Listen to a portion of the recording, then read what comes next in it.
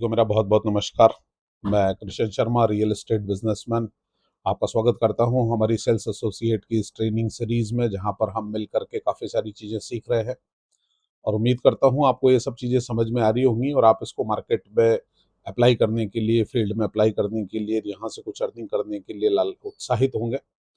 तो आगे हम इसको किस तरह से मिल करके करने वाले हैं, ये सब सूचनाएं आप तक पहुंचाई जाएंगी। यहाँ पर कमेंट्स के माध्यम से आप हमें जो भी आपकी रिक्वायरमेंट है या आप हमसे जुड़ना चाहते हैं, तो वो चीज़ें आप हमें बता सकते हैं। साथ में अपना मोबाइल नंबर भी दे सकते हैं, जिससे कि हम आपको आगे जोड़ करके और आपको हमारे साथ मिल करके यहाँ पर रियल एस्टेट के फील्ड में आपको साथ लेकर के काम कुछ कर सकें।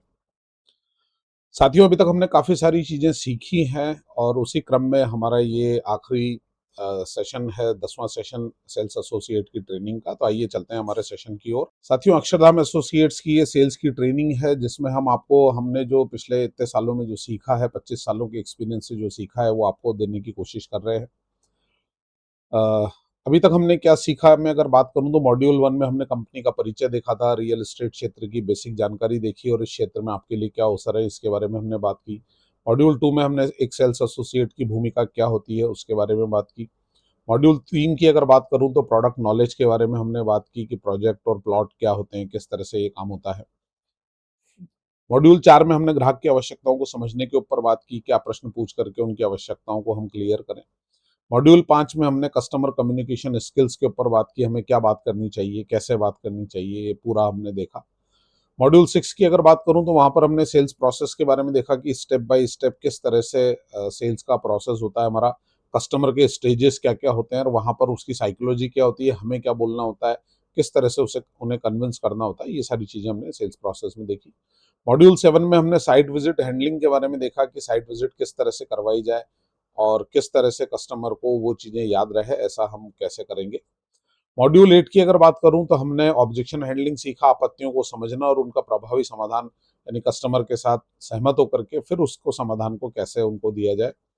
मॉड्यूल 9 में हमने फॉलोअप की टेक्निक्स देखी कि किस तरह से हमें फॉलोअप करना चाहिए कि कस्टमर जो है वो परचेज कर सके और वो हमारी डील क्लोज हो सके। मॉड्यूल 10 ये हमारा है, जहां पर हम बात करेंगे नैतिकता के बारे में, पर्सनल बिहेवियर और परफॉर्मेंस के बारे में। साथियों, आपको एक स्टोरी से कुछ दो कैरेक्टर्स से जोड़ना चाहूंगा, आप लोग सब लोगों को समझ में आएगा। हमारे हिंदुस्तान से ही हैं। तो देखिए, हम में से कोई भी बिजनेसमैन की अगर बात करें तो मैं दो बिजनेसमैन के एग्जांपल देता हूं कि हमें किस तरह का बनना है, हमें किस तरह का होना है। तो ये एक है हमारे माल्या जी, विजय माल्या जी, और एक है हमारे अंबानी जी, मुकेश अंबानी जी। तो यहाँ पर हम ये देखें कि जब भी ये दो नाम आते हैं तो एक इथिकल जो बिजनेसमैन है या हर आदमी जो बनना चाहता है वो अंबानी की तरह बनना चाहता है। यानी कि इथिकल यानी पारिवारिक वैल्यूज, सामाजिक वैल्यूज, देश के वैल्यूज को लेकर के चलने वाला। दूसरा हम देखते हैं कि वो राइज तो बहुत तेजी से होते हैं, लेकिन फिर उतना ही तेजी से नीचे गिर जाते हैं। तो नैतिकता, प्रोफेशनल बिहेवियर और परफॉर्मेंस ये बहुत ज्यादा जरूरी है यदि हमें लंबे समय में सफल होना है। तो आइए देखते हैं ये सब रियल एस्टेट के क्षेत्र में किस तरह से होता है, कैसे हमें करना चाहिए। तो यहाँ पर इस मॉड्यूल में हम देखेंगे कि सेल्स में एथिक्स का क्या महत्व होता है। एथिक्स बोले तो सही बिहेवियर का क्या महत्व होता है, ईमानदारी का क्या महत्व होता है, ऑनेस्टी एंड ट्रांसपेरेंसी क्या होती है, ईमानदारी और ट्रांसपेरेंसी क्या होती है, कस्टमर के साथ प्रोफेशनल बिहेवियर हम किस तरह से बनाएं, टाइम मैनेजमेंट और डिसिप्लिन हमें कैसे रखना है, कंपनी के प्रति हमारी रिस्पॉन्सिबिलिटी क्या होती है, कैसे उसको रखा जाए, लॉन्ग टर्म रिलेशनशिप कैसे बनाई जाए कस्टमर्स के साथ, कंपनी के साथ, लोगों के साथ, परफॉर्मेंस और टारगेट्स को हम समझें, कंसिस्टेंसी का महत्व क्या होता है कि हम लगातार काम करने से हमारा कैसे काम बढ़ता है आगे, सेल्फ इंप्रूवमेंट के लिए क्या किया जाना चाहिए, क्या होता है, और कॉमन मिस्टेक्स जिनसे हमें बचना चाहिए। तो साथियों, देखते हैं इन सबको। यहाँ पर उद्देश्य इस सेशन का रहेगा कि हमारे जो एसोसिएट्स हैं वो इथिकल और रेस्पॉन्सिबल पर्सन्स बने, उनमें इथिकल और रेस्पॉन्सिबल बिहेवियर दिखे, और एसोसिएट्स को कंपनी का प्रोफेशनल रिप्रेजेंटेशन कैसे करना है वो चीज हम सिखाएं, कि जहां पर भी आप जाएं लोग कहें कि नहीं, अक्षरधाम एसोसिएट्स के जो लोग जुड़े हुए लोग हैं या उनके एसोसिएट्स हैं वो एकदम प्रोफेशनल लोग हैं, बहुत अच्छे तरीके से बात करते हैं, बहुत अच्छे तरीके से समझाते हैं, बहुत अच्छे तरीके से रहते हैं। ये सब आपका में दिखना चाहिए। इसके बाद परफॉर्मेंस एक्सेप्ट एक्सपेक्टेशंस आपकी क्या होती हैं और ग्रोथ के बारे में अवेयरनेस किस तरह से आप बढ़ा सकते हैं। तो ये उद्देश्य रहेगा और इसको सीखने के बाद में आपको क्या रहेगा कि आप ऑनेस्टी और एथिक्स का महत्व समझ पाएंगे। कस्टमर और कंपनी के साथ प्रोफेशनल बिहेवियर कैसे रखना है ये आप सीख सकेंगे, और एसोसिएट डिसिप्लिन और कंसिस्टेंसी के साथ आप राइट टारगेट पर काम कर सकेंगे। तो ये आप इस मॉड्यूल के बाद कर पाएंगे। तो पहला पॉइंट आ जाता है हमारा कि सेल्स में एथिक्स का क्या महत्व होता है। तो एथिक्स का मतलब होता है सही तरीके से काम करना, चाहे कोई देख रहा है या नहीं देख रहा है। तो हमें अपने मन में ये रखना है भाव कि हमें जो भी करना है हमें सही करना है, हमें आज के प्रॉफिट के लिए, छोटे प्रॉफिट के लिए कोई गलत बोलना नहीं है, गलत जानकारी नहीं देनी है, लालच में नहीं आना है, हमें इथिकली काम करना है। तो साथियों, रियल एस्टेट में ट्रस्ट बहुत इंपॉर्टेंट होता है, और एक गलत कमिटमेंट से कस्टमर का ट्रस्ट कम हो जाता है, कंपनी की रेपुटेशन पर असर पड़ता है, आपका खुद का सेल्फ जो कॉन्फिडेंस है वो चकनाचूर हो जाता है। तो एक एक एक गलत कमिटमेंट से आपकी लाइफ तबाह हो सकती है रियल एस्टेट के फील्ड में। क्यों? क्योंकि अगर किसी ने आपने कुछ गलत बोल दिया, माउथ पब्लिसिटी उसने 4 जनों को बोल दिया, तो आपको ग्राहक मिलना बहुत मुश्किल हो जाएगा। तो इसीलिए ट्रस्ट हमारा बहुत महत्वपूर्ण होता है। तो किसी भी एसोसिएट को डील क्लोज करने के लिए ऐसी कोई प्रॉमिस नहीं करनी चाहिए जो है ही नहीं, या कस्टमर को बाद में पता लगे कि ये तो मेरे से झूठ बोला गया था। तो इसलिए यहाँ पर आप ध्यान रखें कि ईमानदारी, हमारे moral principles, value, honour, choice, ये सब चीज़ें बहुत इंपॉर्टेंट चीज़ें होती है, इनका हमें ध्यान रखना चाहिए। दूसरी बात आ जाती है ऑनेस्टी एंड ट्रांसपेरेंसी। हम ईमानदारी कैसे रखें, पारदर्शिता कैसे रखें। तो एसोसिएट्स को हमेशा सही और क्लियर जानकारी देनी चाहिए। जैसे कि हम आपको हर प्रोजेक्ट के बारे में बिल्कुल क्लैरिटी से हर चीज़ के बारे में बता देते हैं, और तो उसी तरह से आपको भी जो है कभी भी किसी को गलत प्रोमिसेस नहीं करनी चाहिए, इंपॉर्टेंट डिटेल्स छुपानी नहीं चाहिए, हमेशा सच बोलना चाहिए। तो ये सब चीज़ें हमें रखनी है, तभी जाकर के हमारी एक वैल्यू बनेगी, हमारा एक नाम बनेगा।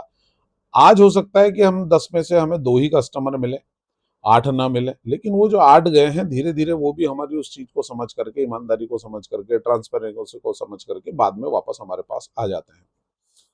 तो अभी कोई चीज़ हम नहीं दे रहे हैं तो आप इस तरह से एग्जांपल में कह सकते हैं सर ये फ्यूचर प्लान में है, अभी डेवलपमेंट चल रहा है। तो इस तरह से आपने को ऑनेस्टी और ट्रांसपेरेंसी अपनी बनाए रखनी होती है।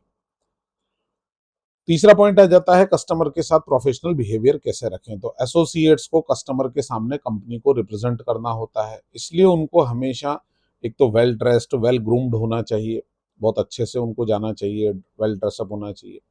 किसी भी तरह का हम आजकल देखते हैं कि बहुत सारे जो हमारे युवा साथी हैं वो गुटखा वगैरह ऐसी लतों के शिकार हो जाते हैं, उनके दांत पूरे खराब दिखते हैं, और उनको बोलने में तकलीफ, या वो कुछ मुंह में भर रखा है तो वो फिर बोल नहीं पाते प्रॉपर।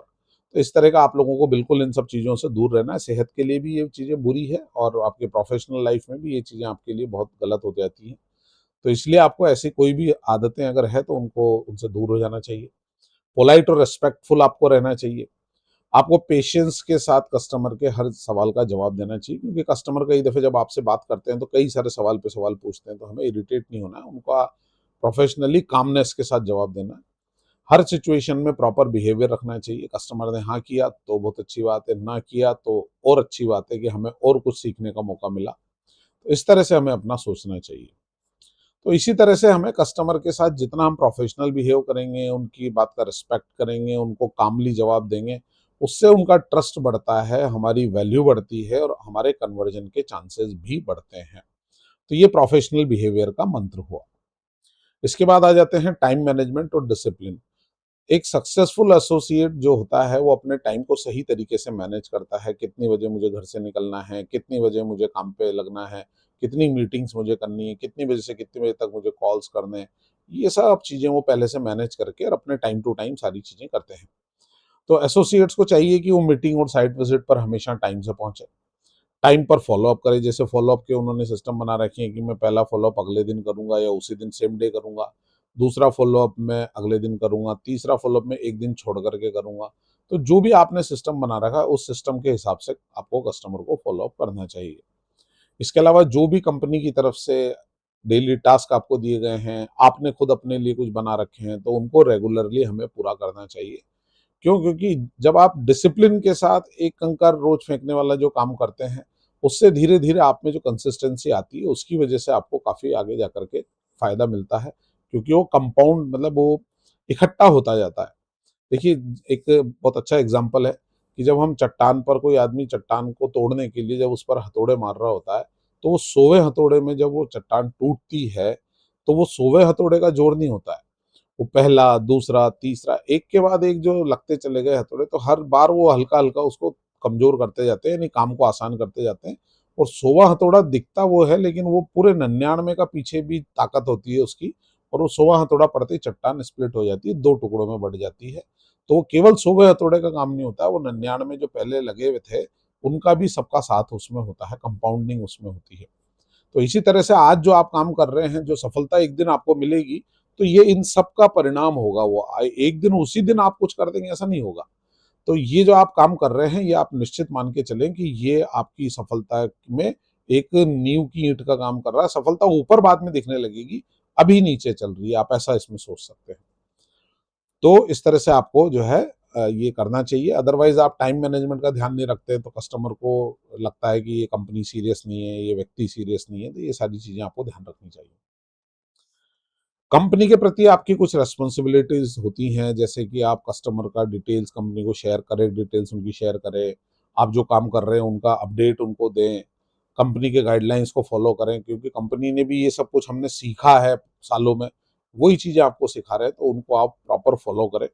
और कंपनी की रेपुटेशन को भी आप मेंटेन करें, जैसा आपको बताया जा रहा है उसी तरीके से आप काम करें, उतनी ही जानकारी दें, जिससे कि क्या है, आपकी रेपुटेशन, कंपनी की रेपुटेशन बढ़िया बनी रहेगी।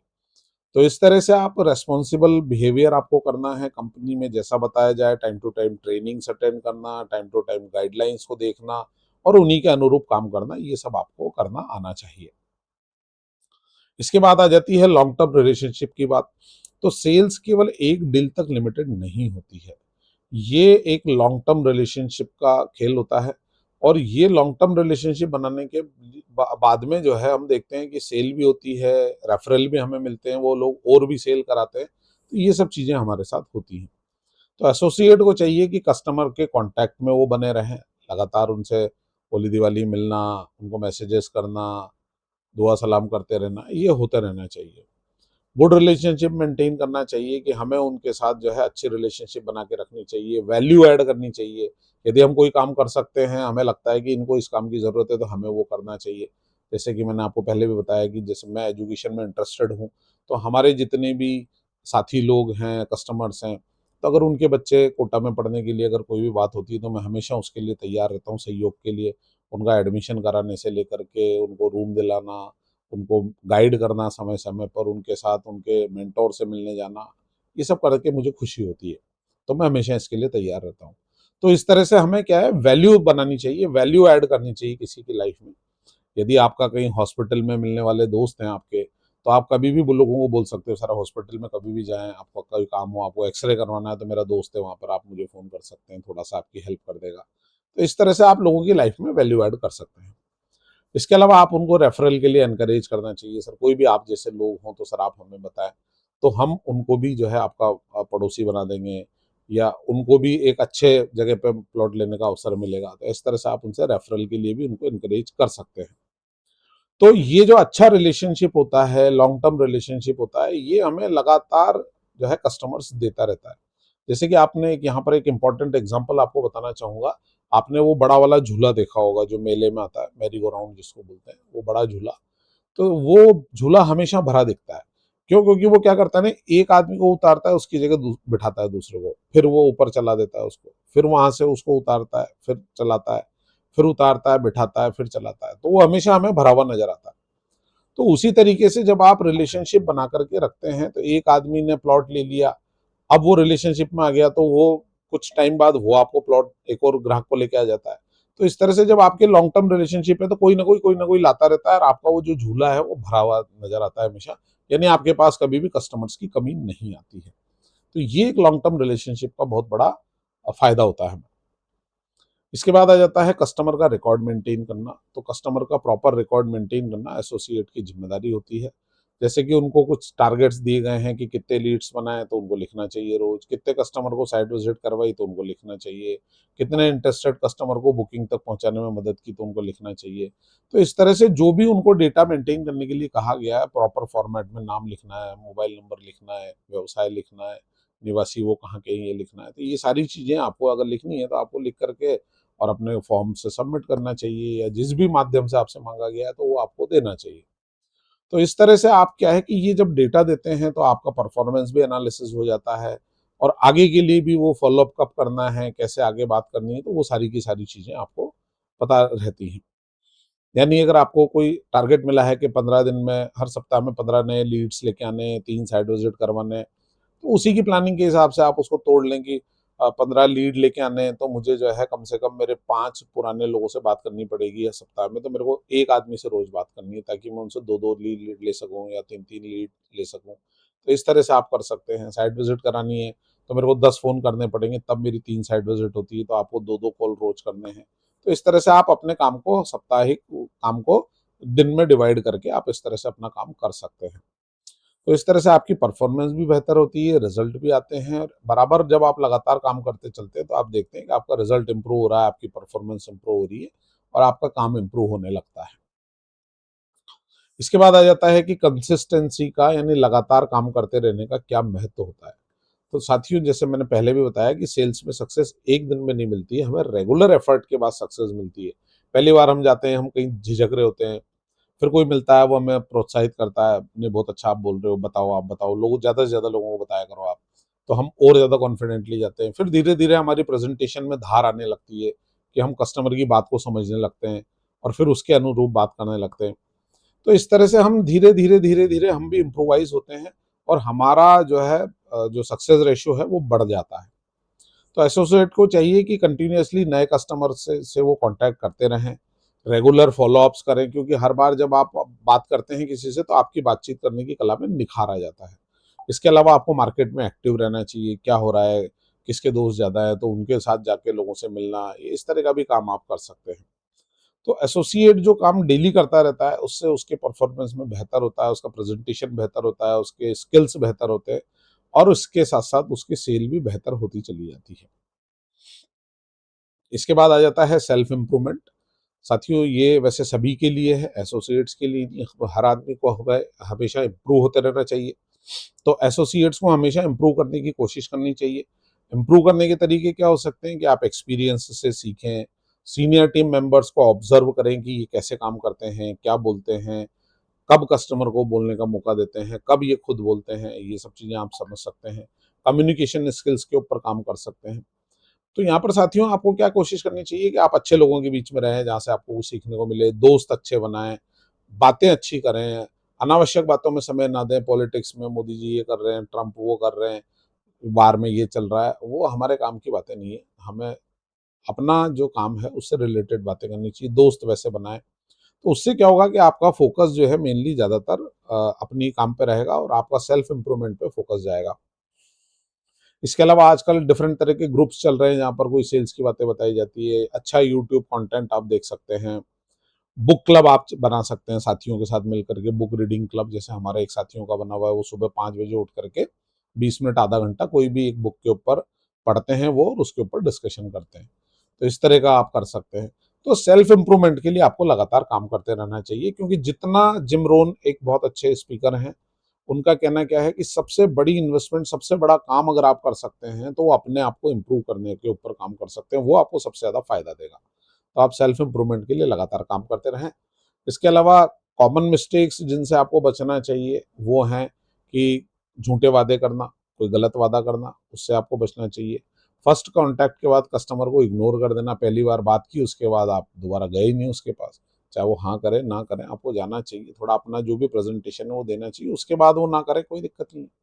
और उसके बाद भी समय-समय के गैप के बाद 3 महीने, 6 महीने बाद मिलते रहना चाहिए, दोबारा विचार बन गया हो तो वो सब चीज़ें हमें करनी चाहिए। अनप्रोफेशनल बिहेवियर आपको नहीं रखना है कभी भी, हमेशा प्रोफेशनली वेल ग्रूम्ड, अच्छे से बाल कटे हुए हों, आप बिल्कुल क्लीन हो, नहा धो करके जाएँ, अच्छे प्रेस किए हुए आपने कपड़े पहने हों, है ना? गुटखा वगैरह कुछ भी मुँह में आपके ना होना चाहिए, आप तरीके से बोलें, बात करें, तो ये सब आपको होना चाहिए। और रिस्पॉन्सिबिलिटी ना लेना, ये कॉमन मिस्टेक है, आपको बोला गया है कि ये करना है, आप उसको कर नहीं रहे। तो उससे क्या होता है, आपकी छवि खराब होती है, धीरे-धीरे आप कंपनी से बाहर हो जाते हैं। तो ये कॉमन मिस्टेक्स है जिनसे आपको बचना चाहिए। और यहाँ पर इस मॉड्यूल से हमने क्या सीखा, तो आप समझ पाए होंगे कि ऑनेस्टी और एथिक्स के साथ काम कैसे करना होता है, कस्टमर्स के साथ प्रोफेशनल बिहेवियर कैसे हमें रखना है, कंपनी की गाइडलाइन को फॉलो करना हमें क्यों ज़रूरी होता है, कंसिस्टेंसी और परफॉर्मेंस को इम्प्रूव हम कैसे कर सकते हैं, और लॉन्ग टाइम ट्रस्ट और रिलेशनशिप कैसे हमें बनानी है। तो साथियों, इसी के ऊपर आधारित हमने एक छोटा-सा अभ्यास है ये, कि आप अपने आस-पास के लोगों को देखें और 2 एजेंट और 2 कॉलोनाइज़र्स की अच्छी बातें उदाहरण सहित लिखें। मतलब क्या अच्छे एथिकल वो फ़ॉलो करते हैं, कि सर इनका व्यवहार बहुत अच्छा है, ये एजेंट से बहुत अच्छे से बात करते हैं, या जो भी उनकी चीज़ें हैं, तो ये आप लिखें। इससे क्या होगा, आपको अच्छी बातें दुन लोगों में देखने का आपका नज़रिया चेंज होगा। तो हमें लोगों में अच्छी बातें देखनी है और उन अच्छी बातों को हमें ग्रहण करना है, सीखना है। ये हमारा उद्देश्य होना चाहिए। साथियों, उम्मीद करता हूँ आप लोगों को ये पूरा सेशन समझ में आया होगा, और सेशन क्या, ओवरऑल पूरा कोर्स का कंटेंट आपको समझ में आया होगा कि किस तरह से हमने सीरीज़ बाय सीरीज़ सारी चीज़ों को सीखा। तो ये हमारा सेल्स एसोसिएट जो हमारी प्राइमरी कड़ी थी, पहली कड़ी थी, उसका हमने ये कोर्स कंटेंट पूरा किया। थोड़ा-सा ये कंटेंट स्लो आपको डिलीवरी हुआ, उसके लिए हम क्षमा प्रार्थी हैं। आगे से हम कोशिश करेंगे कि जो कंटेंट है वो आपको तेज़ी से मिले, थोड़ा-सा स्पीड जो है वो तेज़ रहे। और ये कंटेंट एक बार बनाना थोड़ा मुश्किल होता है। एक बार जब बन गया है तो अभी सेल्स एसोसिएट का अगली बार हम बहुत तेज़ी से भी भेज सकते हैं, क्योंकि कंटेंट रेडी है हमारे पास अब।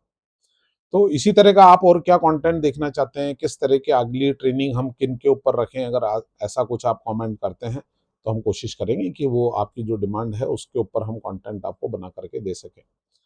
और कई सारे लोगों का हमें लगातार जो है, जो हम एक्सरसाइजेज़ वगैरह भेज रहे हैं उनको, तो उनके जवाब भी आ रहे हैं, उनके कमेंट्स आ रहे हैं। तो मैं प्रोत्साहित करूँगा ऐसे लोगों की कि वो जुड़े रहें। पर्सनली कुछ लोगों के हमारे साथ कॉल भी आए हैं, और कुछ हमारे टाई अप्स भी बन रहे हैं, मिलके साथ काम करने के कुछ अवसर इस तरह से बन रहे हैं। तो आप लोगों को भी प्रोत्साहित करूँगा कि आप लोग भी इस तरह से आप कर सकते हैं, हमें कॉल करें, बात करें, और कहाँ कैसे काम का अवसर बन सकता है उसके बारे में हमसे जानकारी लें। साथियों, उम्मीद करता हूँ ये पूरी सीरीज़ आपके लिए बहुत इम्पोर्टेंट रहेगी, काम की रहेगी, और इसमें हम लगातार सुधार करते रहेंगे। आपके सुझाव आमंत्रित हैं, अपने सुझाव बेझिझक हमें दें, और इसी तरह से ये जर्नी को हम आगे बढ़ाते रहेंगे। आप सभी का इतना आपने समय दिया, पेशेंस से इसको देखा, उसके लिए आपका बहुत-बहुत धन्यवाद। टीम अक्षरधाम की तरफ से मैं किशन शर्मा आपसे विदा लेता हूँ, और हम आगे भी कई सारे कोर्सेज़ के साथ लेकर के हम आपको आते रहेंगे, और मैं पूरी टीम को भी धन्यवाद दूँगा, जिन्होंने इस पूरे एफर्ट को किया। किसी ने स्लाइड्स बनाई, किसी ने एडिटिंग की, ये पूरा काम उन्होंने किया बहुत सुंदरता से। तो आप सभी लोगों का धन्यवाद। ईश्वर हम सबकी मदद करे। Thank you. धन्यवाद।